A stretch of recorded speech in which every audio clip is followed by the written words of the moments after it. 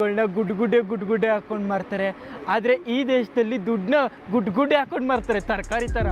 ದುಡ್ಡು ನಮ್ಮ ದಿನನಿತ್ಯ ಜೀವನದಲ್ಲಿ ಈ ದುಡ್ಡಿನಿಂದ ಯಾವುದೋ ಒಂದು ರೀತಿಯಲ್ಲಿ ಅವಶ್ಯಕತೆ ಇದ್ದೇ ಇರುತ್ತೆ. ಆದ್ರೆ ಇದೇ ದುಡ್ಡು ನಮ್ಮ ಕೈಗೆ ಬರಬೇಕು ಅಂದ್ರೆ ಆ ದುಡ್ಡು ತಯಾರಾಗೋಕೆ ನಿಜಕ್ಕೂ ಎಷ್ಟು ಪ್ರಾಸೆಸ್ ನಡೆಯುತ್ತೆ ಗೊತ್ತಾ? ಇನ್ನು ನಮ್ಮಲ್ಲಿ ಕೆಲವು ಜನರಿಗೆ ಇರುವ ಡೌಟ್ ಏನು ಅಂದ್ರೆ, ಈ ದುಡ್ಡನ್ನ ಪ್ರಿಂಟ್ ಮಾಡುವ ಮಷಿನ್ಗಳು ನಮ್ಮ ಸರ್ಕಾರದ ಹತ್ರ ಇವೆ ಅಲ್ವಾ? ಹಾಗಿದ್ದಾಗ ಈ ಪ್ರಪಂಚದಲ್ಲಿ ಒಂದು ದಿನ ಊಟಕ್ಕಾಗಿ ಪರದಾಡುವವರು, ತುಂಬಾ ಬಡತನದಲ್ಲಿ ಮನೆ ಸಹಿತ ಇಲ್ಲದೆ ಇರುವವರು ಮತ್ತು ಆರ್ಥಿಕ ತೊಂದರೆಗಳನ್ನ ಅನುಭವಿಸ್ತಾ ಇರುವವರು ಮುಂತಾದವರು ಇದ್ದಾಗ ಅವರಿಗೆ ಬೇಕಾದಷ್ಟು ದುಡ್ಡನ್ನ ಪ್ರಿಂಟ್ ಮಾಡಿ ಕೊಟ್ರೆ ಪ್ರತಿಯೊಬ್ಬರು ಕೂಡ ಸಂತೋಷವಾಗಿರ್ತಾರಲ್ವಾ?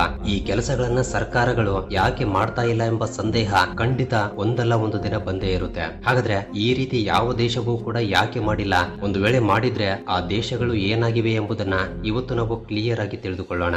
ಅಷ್ಟೇ ಅಲ್ಲ, ಈ ದುಡ್ಡನ್ನ ಹೇಗೆ ತಯಾರಿಸ್ತಾರೆ ಮತ್ತು ಜಾಸ್ತಿ ದುಡ್ಡನ್ನ ಪ್ರಿಂಟ್ ಮಾಡಿದ್ರೆ ಎಷ್ಟು ಭಯಂಕರವಾದ ಸಮಸ್ಯೆಗಳು ಎದುರಾಗುತ್ತವೆ ಎಂಬುದನ್ನು ಕೂಡ ತಿಳಿದುಕೊಳ್ಳೋಣ. ಆದ್ರಿಂದ ವಿಡಿಯೋ ತುಂಬಾ ಇಂಟ್ರೆಸ್ಟಿಂಗ್ ಅಂಡ್ ಇನ್ಫಾರ್ಮೇಟಿವ್ ಆಗಿರುತ್ತೆ. ಮಿಸ್ ಮಾಡದ ಕೊನೆವರೆಗೂ ನೋಡಿ. ಹಾಗೆ ವಿಡಿಯೋ ಇಷ್ಟವಾಗಿದ್ರೆ ತಪ್ಪದೆ ವಿಡಿಯೋಗೆ ಒಂದು ಲೈಕ್ ಕೊಟ್ಟು ನಿಮ್ಮ ಫ್ರೆಂಡ್ಸ್ ಅಂಡ್ ಫ್ಯಾಮಿಲಿ ಜೊತೆ ಕೂಡ ಶೇರ್ ಮಾಡಿ. ಸೊ ಲೇಟ್ ಮಾಡದೆ let's get it the video.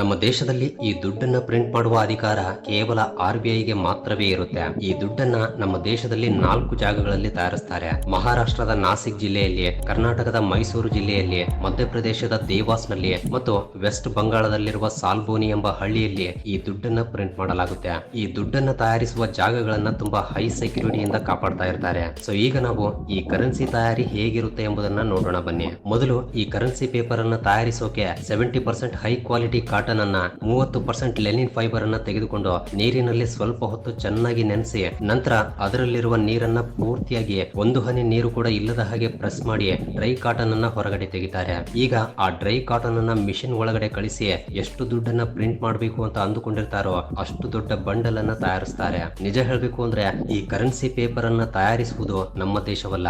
ನಾವು ಈ ಪೇಪರ್ ಅನ್ನ ಜರ್ಮನಿ ಮತ್ತು ಜಪಾನ್ ದೇಶದಿಂದ ಇಂಪೋರ್ಟ್ ಮಾಡಿಕೊಳ್ತೀವಿ. ಸೊ ಯಾವಾಗ ಈ ಪೇಪರ್ ನಮ್ಮ ಹತ್ರ ಬರುತ್ತೋ ಆಗ ಮೊದಲು ಸೆಕ್ಯೂರಿಟಿ ಥ್ರೆಡ್ ಅನ್ನ ಈ ಪೇಪರ್ ಗೆ ಅಪ್ಲೈ ಮಾಡ್ತಾರೆ. ಸೆಕ್ಯೂರಿಟಿ ಥ್ರೆಡ್ ಅಂದ್ರೆ ನೋಟಿನ ಮಧ್ಯದಲ್ಲಿ ಒಂದು ಸ್ಟ್ರಿಪ್ ರೀತಿಯಲ್ಲಿ ಇರುತ್ತೆ. ಬಟ್ ಇವುಗಳಲ್ಲೂ ಕೂಡ 2 ರೀತಿಯ ಥ್ರೆಡ್ ಗಳಿರುತ್ತವೆ. 10, 20 ಮತ್ತು 50 ರೂಪಾಯಿ ನೋಟುಗಳಿಗೆ ಈ ಸೆಕ್ಯೂರಿಟಿ ಥ್ರೆಡ್ ಸಿಲ್ವರ್ ಕಲರ್ ನಲ್ಲಿ ಇರುತ್ತೆ. ಅದೇ 100 ರೂಪಾಯಿ, 200 ರೂಪಾಯಿ ಮತ್ತು 500 ರೂಪಾಯಿ ನೋಟುಗಳಿಗೆ ಈ ಸೆಕ್ಯೂರಿಟಿ ಥ್ರೆಡ್ ಗ್ರೀನ್ ಕಲರ್ ನಲ್ಲಿ ಈ ರೀತಿ ಹೊಳಿತಾ ಇರುತ್ತೆ.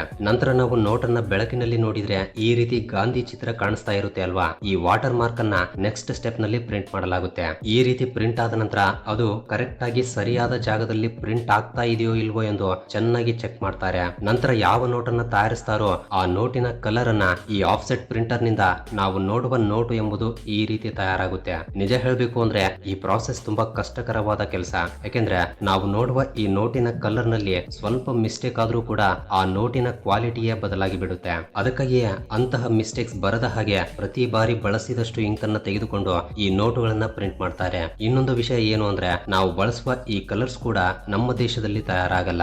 ಈ ಕಲರ್ಸ್ ಗಳನ್ನ ಸ್ವಿಟ್ಜರ್ಲ್ಯಾಂಡ್ ನಿಂದ ಇಂಪೋರ್ಟ್ ಮಾಡಿಕೊಳ್ತೀವಿ. ಈ ನೋಟುಗಳು ಈ ರೀತಿ ಪ್ರಿಂಟ್ ಆದ ನಂತರ ಆ ನೋಟುಗಳನ್ನ ನೋಡಿದ ತಕ್ಷಣ ಪ್ರಿಂಟ್ ಪೂರ್ತಿಯಾಗಿದೆ ಅಂತ ಅನ್ಸುತ್ತೆ. ಬಟ್ ಇಲ್ಲ, ಇನ್ನೂ ಬಹಳಷ್ಟು ಪ್ರೊಸೆಸ್ ಇರುತ್ತೆ. ಈ ರೀತಿ ಪ್ರಿಂಟ್ ಆಗಿರುವ ಈ ನೋಟುಗಳನ್ನ ಮತ್ತೆ ಅವು ಸರಿಯಾದ ಜಾಗದಲ್ಲಿ ಪ್ರಿಂಟ್ ಆಗ್ತಾ ಇದೆಯೋ ಇಲ್ವೋ ಎಂದು ಚೆನ್ನಾಗಿ ಚೆಕ್ ಮಾಡಿಕೊಳ್ತಾರೆ. ಸೊ ಇಲ್ಲಿಯವರೆಗೆ ನಾವು ಈ ಕರೆನ್ಸಿ ಪೇಪರ್ ಅನ್ನ ಹೇಗೆ ಮಿಷನ್ ಒಳಗಡೆ ಕಳಿಸಬೇಕು, ಅವು ಹೇಗೆ ಪ್ರಿಂಟ್ ಆಗ್ತಾ ಇವೆ ಎಂಬುದನ್ನ ತಿಳಿದುಕೊಂಡಿದೀವಿ. ಆದ್ರೆ ಇದರ ಕಂಟ್ರೋಲ್ ಎಲ್ಲವೂ ಕೂಡ ಈ ಕ್ವಾಲಿಟಿ ಇನ್ಸ್ಪೆಕ್ಟರ್ ಮತ್ತು ಈ ಗ್ರಾಫಿಕ್ಸ್ ಡಿಸೈನರ್ ಹತ್ರನೇ ಇರುತ್ತೆ. ಈ ಕರೆನ್ಸಿ ನೋಟುಗಳ ಮೇಲೆ ಯಾವ ಜಾಗದಲ್ಲಿ ಏನ್ ಪ್ರಿಂಟ್ ಆಗ್ಬೇಕು, ಯಾವ ಜಾಗದಲ್ಲಿ ಯಾವ ಸಿಂಬಲ್ ಬರಬೇಕು, ಈ ರೀತಿ ಈ ಕರೆನ್ಸಿ ಡಿಸೈನ್ ಮೊತ್ತವನ್ನ ಇವರೇ ಹ್ಯಾಂಡಲ್ ಮಾಡ್ತಾ ಇರ್ತಾರೆ. ಈ ರೀತಿ ಪ್ರಿಂಟ್ ಆಗಿ ಬಂದಿರುವ ನೋಟುಗಳನ್ನ ಮತ್ತೆ ಸ್ಪೆಷಲ್ ಆಫೀಸರ್ಸ್ ಚೆಕ್ ಮಾಡ್ತಾರೆ. ಈ ಪ್ರಾಸೆಸ್ ನಂತರ 100 ರೂಪಾಯಿ, 200 ರೂಪಾಯಿ ಮತ್ತು 500 ರೂಪಾಯಿ ನೋಟುಗಳ ಮೇಲೆ ಇಂತಹ ಗ್ರೀನ್ ಸ್ಟ್ರಿಪ್ಸ್ ಕಾಣ್ತಾ ಇರುತ್ತಲ್ವಾ, ಆ ಪ್ರಾಸೆಸ್ ಈಗಲೇ ಶುರುವಾಗುತ್ತೆ. ಈ ನೋಟುಗಳ ಮೇಲೆ ಸ್ಪಾರ್ಕಿಂಗ್ ಎಮರಾಲ್ಡ್ ಎಂಬ ಕಲರ್ ಅನ್ನ ಪ್ರಿಂಟ್ ಮಾಡ್ತಾರೆ. ಇಂತಹ ಕಲರ್ಸ್ ಗಳನ್ನು ಕೂಡ ಸ್ಪೆಷಲ್ ಆಗಿ ತಯಾರಿಸೋದ್ರಿಂದಲೇ ಈ ಡೂಪ್ಲಿಕೇಟ್ ನೋಟುಗಳನ್ನ ತಯಾರಿಸುವವರು ತುಂಬಾ ಈಸಿಯಾಗಿ ಸಿಕ್ಕಾಕೊಳ್ತಾರೆ. ಅವರ ರೇಡಿಯಂ ಕಲರ್ಸ್ ನಲ್ಲಿ ಇಷ್ಟೊಂದು ಹೊಳೆಯುವ ಬಣ್ಣ ಇರಲ್ಲ. ಈ ರೇಡಿಯಂ ಕಲರ್ ಪ್ರಿಂಟ್ ಆದ ನಂತರ ಅದು ಈ ಕರೆನ್ಸಿಯ ಮೇಲೆ ಕರೆಕ್ಟ್ ಆಗಿ ಪ್ರಿಂಟ್ ಆಗಿದೆಯೋ ಇಲ್ವೋ ಎಂಬುದನ್ನು ಕೂಡ ಸರಿಯಾಗಿ ಚೆಕ್ ಮಾಡಿಕೊಳ್ತಾರೆ. ಯಾಕೆಂದ್ರೆ ಪ್ರಿಂಟ್ ಆಗುವಾಗ ಸ್ವಲ್ಪ ಪಕ್ಕದಲ್ಲಿ ಪ್ರಿಂಟ್ ಆದ್ರೂ ಕೂಡ ಡೂಪ್ಲಿಕೇಟ್ ನೋಟು ಎಂಬ ಭಾವನೆ ಜನರಲ್ಲಿ ಮೂಡುತ್ತೆ. ಅದಕ್ಕಾಗಿಯೇ ಇಂತಹ ಮಿಸ್ಟೇಕ್ಸ್ ನಡೆಯದ ಹಾಗೆ ಹಾಗೆ ಅಲ್ಲೇ ಕೇರ್ಫುಲ್ ಆಗಿ ಚೆಕ್ ಮಾಡಿಕೊಳ್ತಾರೆ. ಈ ಪ್ರಾಸೆಸ್ ನಂತರ ಸೀರಿಯಲ್ ನಂಬರ್ಸ್ ಗಳನ್ನ ಪ್ರಿಂಟ್ ಮಾಡುವ ಪ್ರಾಸೆಸ್ ನಡೆಯುತ್ತೆ. ನಮ್ಮ ಹತ್ರ ಇರುವ ಯಾವ ನೋಟಿಗೆ ಆಗಿರ್ಲಿ ಸೀರಿಯಲ್ ನಂಬರ್ಸ್ ಇರುತ್ತವೆ, ಆದ್ರೆ ಎಲ್ಲವೂ ಕೂಡ ಸೇಮ್ ಇರಲ್ಲ. ಪ್ರತಿಯೊಂದು ನೋಟಿನ ಸೀರಿಯಲ್ ನಂಬರ್ ಬೇರೆ ಬೇರೆ ಆಗಿರುತ್ತೆ. ಈ ರೀತಿ ನೆಕ್ಸ್ಟ್ ಪ್ರಾಸೆಸ್ ನಲ್ಲಿ ಸೀರಿಯಲ್ ನಂಬರ್ಸ್ ಗಳನ್ನ ಪ್ರಿಂಟ್ ಮಾಡುವುದು ಮತ್ತು ನಾವು ನೋಟಿನ ಮೇಲೆ ಬೆರಳುಗಳನ್ನ ಇಟ್ಟು ಲೈಟ್ ಆಗಿ ರಬ್ ಮಾಡ್ತಾ ಇದ್ರೆ ನಮಗೆ ಒಂದು ಎಂಬೋಸ್ ನಂತಹ ಫೀಲಿಂಗ್ ಉಂಟಾಗುತ್ತೆ. ಅದನ್ನು ಕೂಡ ಇದೇ ಸಮಯದಲ್ಲಿ ಅಪ್ಲೈ ಮಾಡ್ತಾರೆ. ಇದೇ ಅಲ್ಲದೆ ನಾವು ಈ ನೋಟುಗಳನ್ನ ಅಲ್ಟ್ರಾ ವೈಲೆಟ್ ಲೈಟ್ ನಲ್ಲಿ ಇಟ್ಟು ನೋಡಿದ್ರೆ ನಮಗೆ ಕೆಲವು ಡಸ್ಟ್ ಪಾರ್ಟಿಕಲ್ಸ್ ಕಂಡು ಬರುತ್ತವೆ. ಅವುಗಳನ್ನು ಕೂಡ ಈ ಪ್ರಾಸೆಸ್ ಆದ ನಂತರ ಪ್ರಿಂಟ್ ಮಾಡ್ತಾರೆ. ಯಾವ ಪ್ರಾಸೆಸ್ ನಡೆದ್ರೂ ಕೂಡ ಪ್ರತಿ ಬಾರಿ ಈ ರೀತಿ ಚೆಕ್ ನಡೀತಾನೆ ಇರುತ್ತೆ. ಈ ರೀತಿ ತುಂಬಾ ಕೇರ್ಫುಲ್ ಆಗಿ ಚೆಕ್ ಮಾಡೋದ್ರಿಂದಲೇ ಇಷ್ಟು ಪರ್ಫೆಕ್ಟ್ ಆಗಿರುವ ನೋಟುಗಳು ನಮ್ಮ ಕೈಗೆ ಬರ್ತಾ ಇವೆ. ಸೊ ಫೈನಲ್ ಆಗಿ ಈ ನೋಟುಗಳ ಮೇಲೆ ಎಲ್ಲವೂ ಸರಿಯಾಗಿ ಪ್ರಿಂಟ್ ಆಗಿ ಬಂದ ನಂತರ ಕ್ವಾಲಿಟಿ ಇನ್ಸ್ಪೆಕ್ಟರ್, ಗ್ರಾಫಿಕ್ ಡಿಸೈನರ್ ಮತ್ತು ಚೆಕಿಂಗ್ ಮಾಡುವ ಸ್ಪೆಷಲ್ ಆಫೀಸರ್ ಗಳು ಚೆಕ್ ಮಾಡಿದ ನಂತರವೇ ಈ ಕರೆನ್ಸಿ ಪ್ರಿಂಟಿಂಗ್ ಎಂಬುದು ಪೂರ್ತಿಯಾಗುತ್ತೆ. ಈ ಪ್ರಾಸೆಸ್ ಆದ ನಂತರ ಈ ಕರೆನ್ಸಿ ಶೀಟ್ ಗಳನ್ನ ಕಟಿಂಗ್ ಪ್ರಾಸೆಸ್ ಗೆ ಕಳಿಸ್ತಾರೆ. ಈ ಕಟಿಂಗ್ ನಲ್ಲೂ ಕೂಡ ಆ ಮಿಷಿನ್ ಸರಿಯಾದ ಡೈಮೆನ್ಷನ್ಸ್ ನಲ್ಲಿ ಕಟ್ ಮಾಡುವ ಹಾಗೆ ನೋಡಿಕೊಳ್ತಾರೆ. ಇದರಲ್ಲಿ ಒಂದು ಚಿಕ್ಕ ತಪ್ಪು ನಡೆದ್ರೂ ಕೂಡ ಇಲ್ಲಿಯವರೆಗೆ ನಡೆದ ಪ್ರಿಂಟಿಂಗ್ ಪ್ರಾಸೆಸ್ ಎಲ್ಲವೂ ಕೂಡ ವೇಸ್ಟ್ ಆಗಿ ಬಿಡುತ್ತೆ. ಅದಕ್ಕಾಗಿಯೇ ಈ ಕಟಿಂಗ್ ಪ್ರಾಸೆಸ್ ಕೂಡ ತುಂಬಾ ಕೇರ್ಫುಲ್ ಆಗಿ ನಡೆಯುತ್ತೆ. ನಂತರ ಈ ಕರೆನ್ಸಿಯನ್ನ 100 ನೋಟುಗಳ ಬಂಡಲ್ ನಂತೆ ಆಟೋಮೇಟೆಡ್ ಮಷಿನ್ ನಿಂದ ಕೌಂಟ್ ಮಾಡಿ ಸೀಲ್ ಎಂಬುದು ಹಾಕ್ತಾರೆ. ಈ ರೀತಿ ಸೀಲ್ ಹಾಕಿರುವ 10 ಬಂಡಲ್ಸ್ ಗಳನ್ನ ಸೇರಿಸಿ ಮತ್ತೆ ಒಂದು ಪ್ಯಾಕಿಂಗ್ ರೀತಿಯಲ್ಲಿ ದೊಡ್ಡ ಬಂಡಲ್ ಅನ್ನು ತಯಾರಿಸ್ತಾರೆ. ಇನ್ನು ಫೈನಲ್ ಆಗಿ ಆ ದುಡ್ಡನ್ನ RBI ಗೆ ಕಳಿಸ್ತಾರೆ. ಈ ರೀತಿ RBI ನಿಂದ ಆ ದುಡ್ಡು ನಮ್ಮ ಗವರ್ಮೆಂಟ್ RBI ಮೂಲಕ ಬೇಕಾದಷ್ಟು ಹಣವನ್ನ ಮುದ್ರಿಸಿ ಪ್ರತಿಯೊಬ್ಬ ಬಡವನನ್ನ ಕೋಟ್ಯಾಧಿಪತಿಯಾಗಿ ಮಾಡಬಹುದಲ್ವಾ? ಆಗ ಪ್ರತಿಯೊಬ್ಬ ವ್ಯಕ್ತಿ ಕೂಡ ಸಂತೋಷದಿಂದ ಬಾಳ್ತಾನೆ ಅಲ್ವಾ ಎಂದು ಒಂದಲ್ಲ ಒಂದ್ಸಲ ಯೋಚನೆ ಮಾಡಿರ್ತೀವಿ. ಈ ರೀತಿ ನಿಜವಾಗ್ಲೂ ಪ್ರಿಂಟ್ ಮಾಡಿ ಈಗ ತುಂಬಾ ಭಯಂಕರವಾದ ಪರಿಸ್ಥಿತಿಯಲ್ಲಿರುವ ದೇಶವೇ ಈ ಜಿಂಬಾಬ್ವೆ ದೇಶ. ಈ ಜಿಂಬಾಬ್ವೆ ದೇಶದ ನಾಯಕ ಆತ ಅಧಿಕಾರಕ್ಕೆ ಬರುವ ಸಲುವಾಗಿ ನಿಮ್ಮೆಲ್ಲರನ್ನ ಕೋಟ್ಯಾಧಿಪತಿಯಾಗಿ ಮಾಡ್ತೀನಿ, ಸ್ವಂತ ಮನೆಗಳನ್ನ ಕಟ್ಟಿಸಿ ಕೊಡ್ತೀನಿ ಎಂದು ಈ ರೀತಿ ತನ್ನ ಕೈಯಿಂದ ಆಗದಂತಹ ಗ್ಯಾರಂಟಿಗಳನ್ನ ಜನರಿಗೆ ಹೇಳಿ ಹೇಗೋ ಮಾಡಿ ಆ ದೇಶದ ನಾಯಕನಾಗ್ತಾನೆ. ಸೊ ನಾಯಕನಾದ ನಂತರ ಆತ ಹೇಳಿರುವ ಮಾತುಗಳನ್ನ ನೆರವೇರಿಸದೇ ಇದ್ರೆ ಜನರು ಸುಮ್ನೆ ಇರಲ್ಲ ಅಲ್ವಾ? ಅಂತಹ ಸಮಯದಲ್ಲೇ ಆತ ಮಾಡಿರುವ ಅತಿ ದೊಡ್ಡ ತಪ್ಪು ದುಡ್ಡನ್ನ ಪ್ರಿಂಟ್ ಮಾಡಿಸಿ ಜನರಿಗೆ ಹಂಚಿ ಬಿಡುವುದು. ಇದರಿಂದ ಪ್ರತಿಯೊಬ್ಬರ ಕೈಗೆ ಬಹಳಷ್ಟು ಕೋಟ್ಯಾಂತರ ರೂಪಾಯಿ ದುಡ್ಡು ಬರುತ್ತೆ. ಸೊ ಪ್ರತಿಯೊಬ್ಬರ ಹತ್ರ ಕೋಟ್ಯಾಂತರ ರೂಪಾಯಿ ಇದ್ದಾಗ ಏನ್ ಮಾಡ್ತಾರೆ?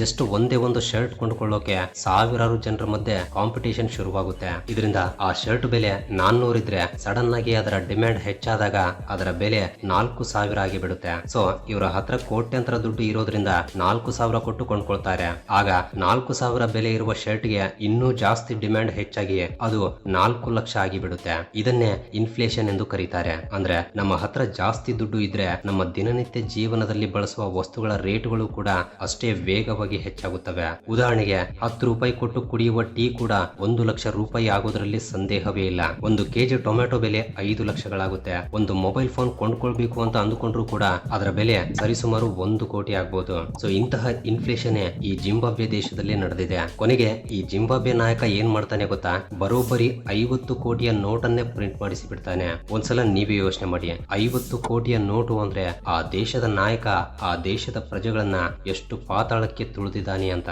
ಸೊ ಗವರ್ಮೆಂಟ್ ಹತ್ರ ದುಡ್ಡನ್ನ ಪ್ರಿಂಟ್ ಮಾಡುವ ಪವರ್ ಇದ್ದು ಇಂತಹ ಕೆಲಸಗಳನ್ನ ಮಾಡಿದ್ರೆ ಈ ಜಿಂಬಾಬ್ವೆ ದೇಶ ಅಷ್ಟೇ ಅಲ್ಲ,